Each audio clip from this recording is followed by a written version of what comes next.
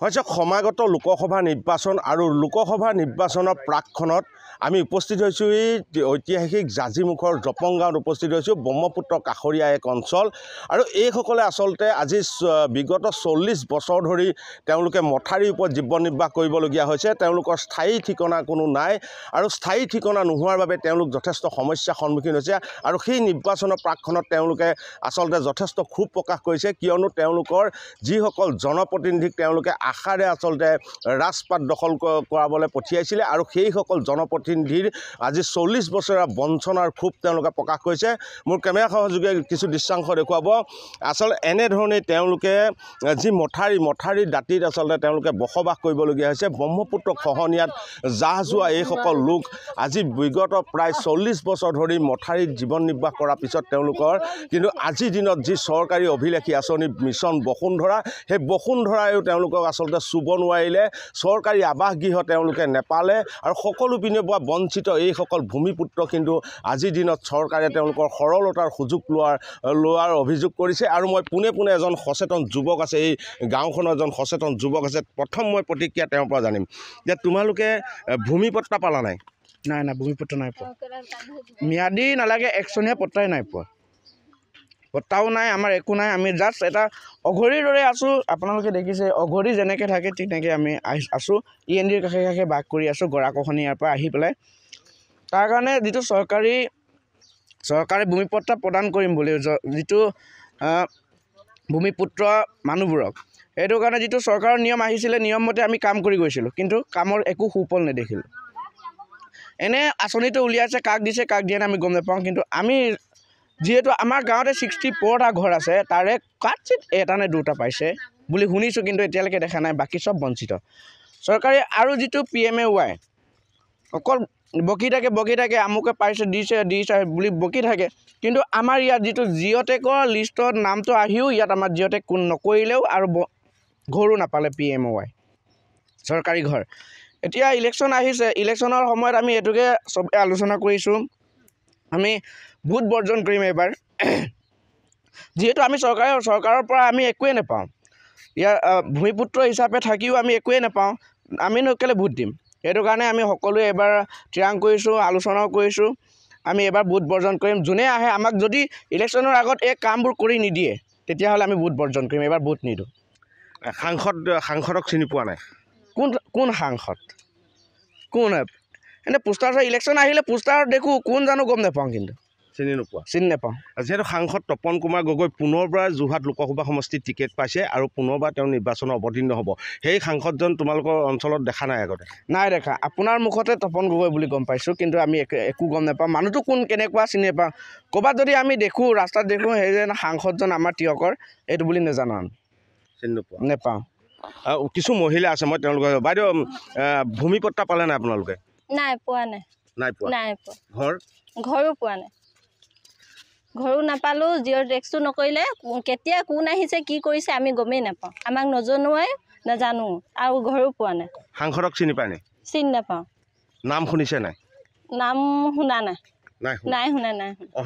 অহা নাই ইলেকশ্যন পালেহি ভোট দিব নাই ভোট নিদিওঁ এবাৰ ভোট চোট নিদিওঁ কাৰণ কেলৈ ঘৰ পোৱা নাই একো সুবিধা পোৱা নাই আমি ইমান কষ্টত থাকিবলগীয়া হয় বাৰিষাত হ'লেও আমি এই গৰাখহনীয়া জেগাত যেনে তেনে নিজৰ ঘৰখন থাকি সেইটোকে সুবিধা নিদিয়ে আজিলৈকে চৰকাৰী ঘৰো পোৱা নাই আৰু আমি ভোটো নিদিওঁ এবাৰ নিদিওঁ ভোট কিমান বছৰ আছে মথাৰীত 40 বছৰ ওপৰ হ'ল এয়া এইফালেও পানী হ'ব এতিয়াহে কৰালি হৈছে এইফালে এতিয়া পানী ইয়ালৈ পায় এই গড়বোৰ ডুবে তেতিয়ালৈকে আমাৰ কেঁচা গড় আমাৰ টিং ঘৰো নহয় এই কোঠা হেৰি বাঁহৰ গড় এবছৰত ওলাব লাগে আৰু বাঁহটো কিনিব লাগে ইফালে বনাই হেৰিত এতিয়া বাঁহটো কিনিব নোৱাৰি তেনেকৈ থাকিব লাগিব নাই পোৱা সাংসদক চিনি পায় নাই চিনি নাই পোৱা নাম শুনিছে নাই নামটো এনে শুনিছোঁ কিন্তু মানুহজন নাই দেখা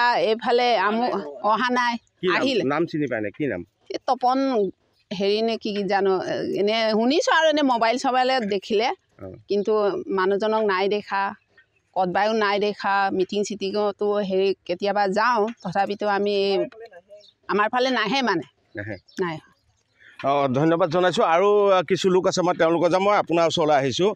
যিহেতু এইসকল লোকে যিজন আমাৰ বিগত সাংসদ আছিলে, পুনৰবাৰ তেওঁ টিকেট লাভ কৰিছে, তথাপিও এইজন সাংসদক কিন্তু এইসকল লোকে আজিলৈকে স্বচক্ষুৱে দেখা নাই। সকলোৱে এটাই অভিযোগ, আচলতে ভূমিপুত্ৰ এইসকল প্ৰতিটো ক্ষেত্ৰত বঞ্চিত। জাজিমুখৰ এইসকল লোকৰ আচলতে বিননি শুনিবলৈ কোনো চৰকাৰৰ কোনো সময় নাই আচলতে। আৰু কিছু প্ৰতিক্ৰিয়া মই জানি ল'ম।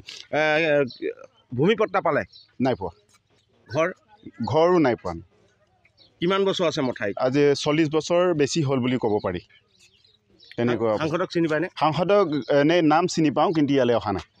দেখা নাই দেখা। আজি 5 বছৰ কাল হ'ল, নাই অহা, নাই দেখা। তেনেকুৱা অৱস্থা। কিমান মানুহ আছে আপোনাৰ গাঁৱত? আমাৰ ইয়াত 140 ঘৰ আমাৰ জপং গাঁৱত আছে। সকলো ভগনী আছিলে নে ভূমি?